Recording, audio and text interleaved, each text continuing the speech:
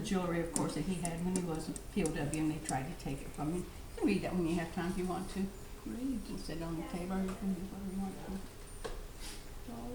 But the kids, the grandchildren, when they find out all these things, they had one cute little granddaughter who wrote Papa a letter because they were studying about veterans in school. She was what, third grade or something?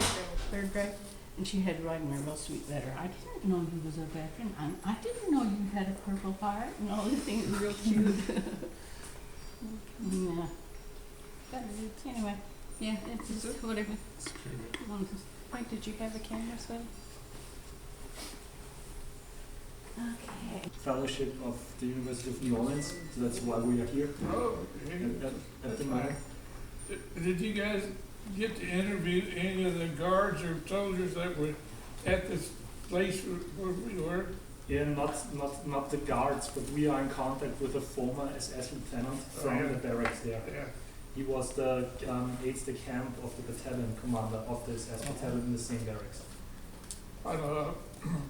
Just before we moved out of there, one of the soldiers, or guards, whatever it was, we kind of got to talking to him a little bit. I could understand a few words, and he could speak a little English too. Yeah. And in fact, he knew we were moving, and I gave him a patch off my shoulder, my jacket. Mm-hmm. So I was just wondering, maybe he still got it.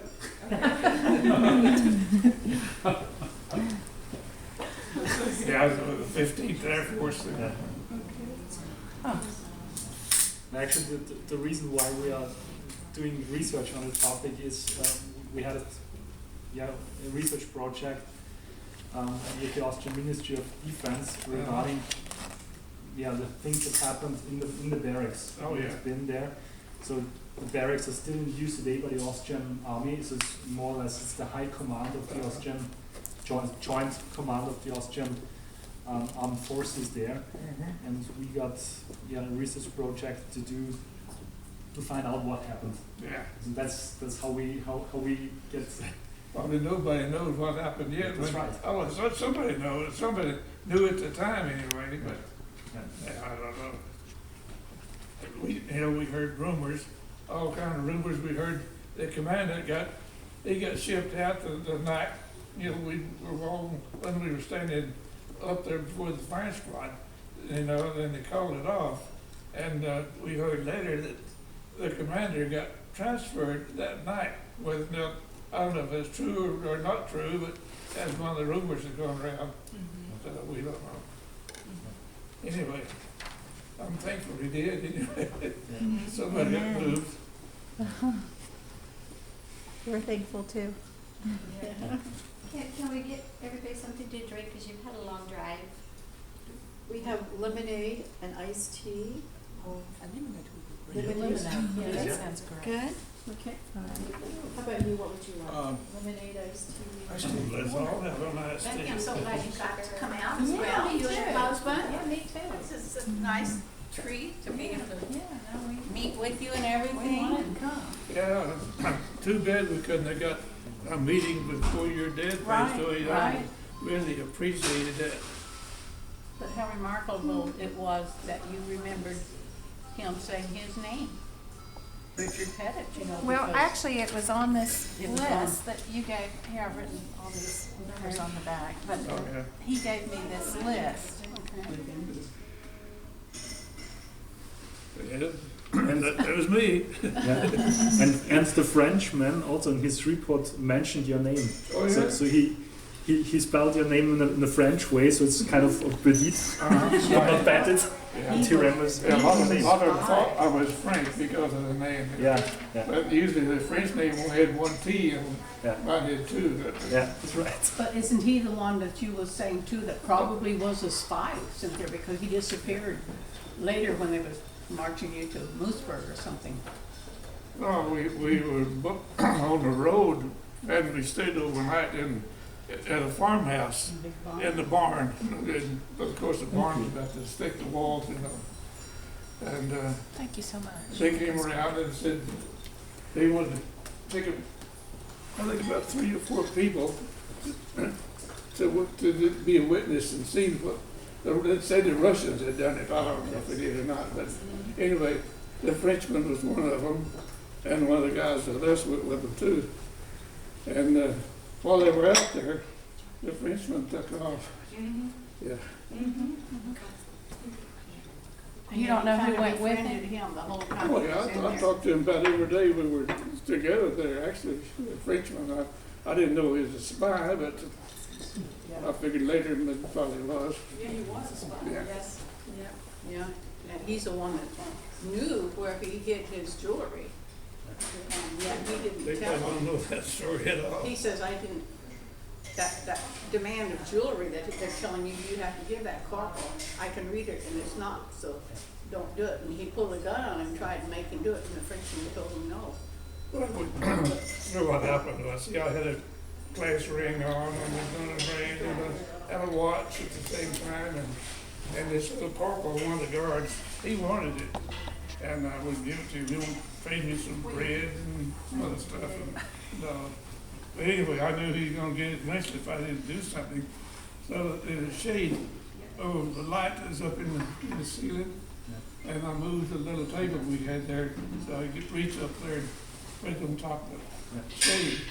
And it was gone. The Frenchman knew it was a spy, so he didn't tell anybody. He didn't tell anybody. And then they came around and, about midnight, and they took everybody in the cell, including me and Todd and all of us, stripped us down to a bar, and they were going to find that jewelry. Well, they didn't find it anyway, but they tore up the bed. Just, well, it wasn't but straw. It was straw sticks, and they called it straw mattress. And they had that stuff just all over the room when they let us back in to get dressed. But they still were looking for my watch and rings. And after that, I climbed up there and I put them in. I had a pair of dirty socks in my coat, and I put them in there and tied a knot in it. And the fact that he pulled those out once and he just threw them down because of dirty socks. And we got moved out, moved on the way. He's pretty smart. You know, stopped. I think he was a captain in the German army. He was, interviewing everybody and going through stuff, and he pulled out this same pair of socks, and he saw something was in there, so he opened it up and dumped it out, and there was my watch and rings. I'd give $100 like to see that guy's picture now, because you should have seen the expression on his face. But anyway, the captain gave it all back to me anyway. He said, keep it. But I still got it. In fact, it's in the thing there, I guess. But you had to pay for not giving it to him. The corporal got back at you. Oh yeah, the corporal, I'd like to meet him again. He wants to meet him so bad. About every day or every other day, what they had for bathrooms was just some big buckets. And guess who got to dump them? 'Cause he didn't like me because I didn't give him the jewelry, and he'd take me every day and he'd come pick me up. And come on, I knew what he wanted, so every day I refused, and it was a confrontation every day. He'd pull out his pistol. I said, well, okay. But he wouldn't let him empty them when it's full. They were running over before they let him empty them. So he's got it in for him. He's wanting to meet him. Well, it's in fact, when the Russians, we could hear them coming, got big guns, and we could hear the guns, and the little sergeant, I guess he was in charge of that post right there, and he says, well, pretty soon, he could speak a little, pretty good English. He said, pretty soon, we'll be in here and you guys will be out there. I said, well, just goes up, put a smile on my face, and we'd like to get a hold of that little son of a gun. It didn't happen.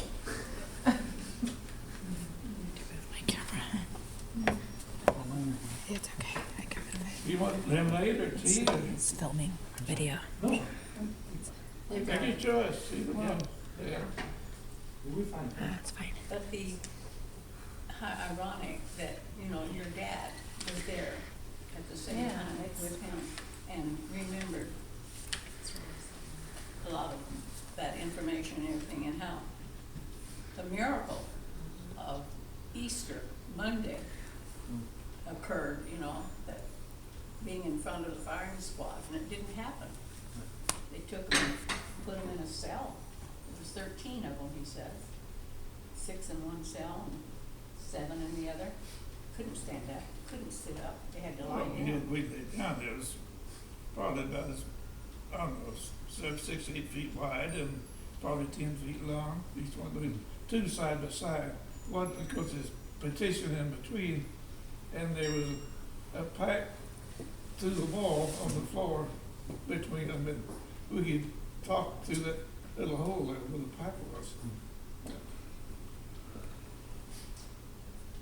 After 4 days and nights there, with no food or water, you tell them if you want it. Well, they said if you want to eat, you have to work. And We had to go fill in a couple of craters there. long Long craters. craters. And I'm sure they were full of people who were assassinated 2 hours after they were let go. Well, there was like 200 airmen. Yeah. But, you know, God is good, you know, some of us and everything that bring through all that and everything, and But the thing I remember most about her dad was, like I think I told you on the phone, going in Munich, you know, was they had put us on the bus for some reason, the guards and everybody was on the same bus. It was so full, it was standing right against everybody else. And one of the women on there, I didn't even see her, but Todd was saying she was kind of getting fresh with him. So later, he said, "What could I do?" I said, "Just what you did, nothing. That's all you could do." but they were also in the same jail together when they saw through the bars and put it back together with silk. I had an escape kit. Did Todd tell you about that? This Todd, No, one of the guys I guess it was in, you tell it was in got, some papers that, they missed one of the escape kits that we carried, you know, we had little pockets on the flight and thing. And this escape kit, they had maps and $42 and money and a little hacksaw blade. And And soap, little bar of soap. I guess that's what the soap was anyway. and We a started compass sawing through too. the bars, Compass, and we got a little compass. through about like 3 of them, 3, 4, and every time we quit, we fell a crack of soap. You couldn't see it. But again, how ironic, they had decided when we get this 3rd bar off, we're all gonna climb out and go through that way through the forest and escape out through the way. They had it all planned out which way we're gonna go. Now that was at the air base? That was at the air base, yeah. Yeah, and then they said when they did take them out, they took them out through that same route, and there was machine gun nests everywhere, you know, so it just meant It's It would just- have been a bad decision. yeah. And what's still interesting for us when we start to do research on the whole topic is that it wasn't just one crew or your crew, but several crews that were brought to Graz from different directions in different areas. So more or less concentrated in this area for some reasons. We have no idea why. So that's of course the question. So we are in contact with the family of Roy Wehmann, so your co-pilot, and he said that your plane was shot down somewhere in Hungary. Well, we had just left Vienna, actually. Yeah, they just turned away from the target. Yeah. And a couple of blasts of anti-aircraft fire came up and took out 2 engines on the same side. Yeah. So that's why we had to leave it. Yeah. So what happened afterwards? Because the rest of your crew was brought to Vienna. So that's Yeah, in fact, we dumped everything out of the plane we could, trying to keep it flying, but it wouldn't fly. So captain finally said, "Got to get out." And had bomb bay doors were open already. You couldn't close them anyway. So I went down there, and in fact, the nose gunner was supposed to be first, and he wouldn't go because he looked down. It's a long way down. He said, "No, get out of the way." So restored Bombay door. Somebody had to be first. I was there. I didn't want to go either, but it's either they had to ride the plane down. So you were the first one out there. Okay. Yeah. SS men were waiting for him with fixed bayonets down in the middle of town. Oh, and he- they shot them on the way down. Yeah.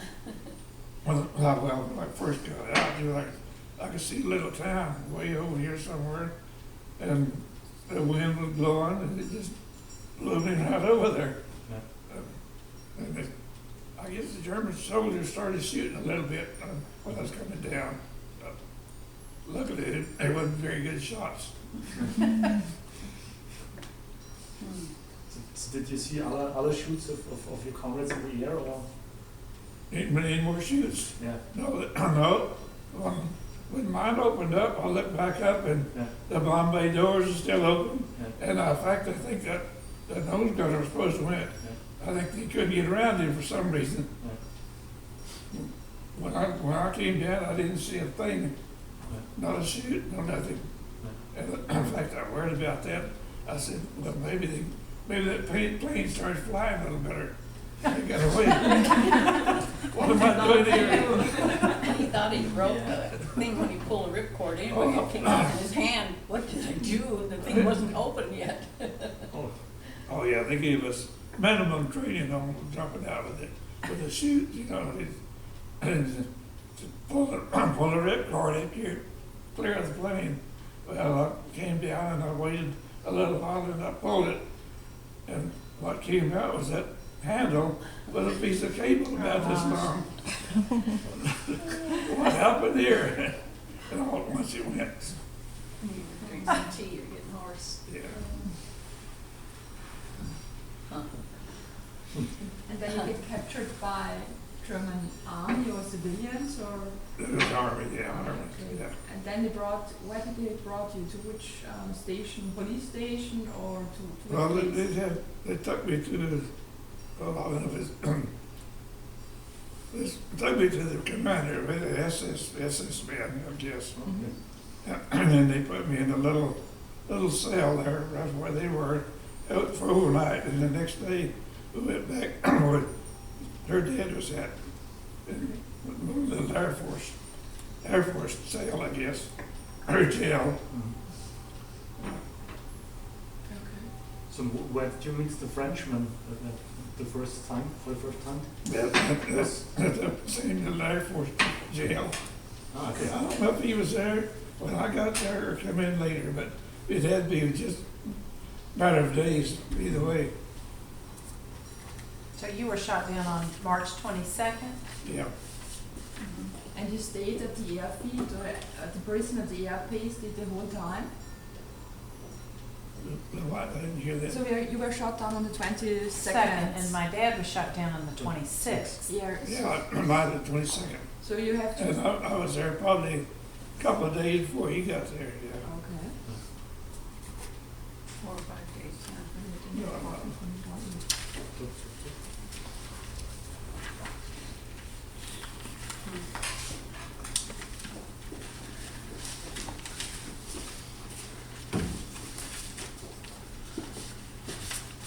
We have a picture of, and I don't know if Brenda sent it to you or not, of the kid that was driving the Jeep, tank that came through the concentration camp, liberated him. That's cool. And he's living in Palm Springs. And we Really? see him occasionally at the VA, you know, in different events that we go That's through all cool. the time. And he can tell you exactly what day they were liberated and everything. And you know, through that big hole of the fence that he made with the tank, that he and another inmate went through and went looking for food to eat and found those potatoes in the field and brought those back and ate them. So every time he sees this guy, he says, I owe you. His name is Tom Gibbons. He says, I owe you a cup of coffee or something, you know. He's a nice guy. Yeah, what we found out in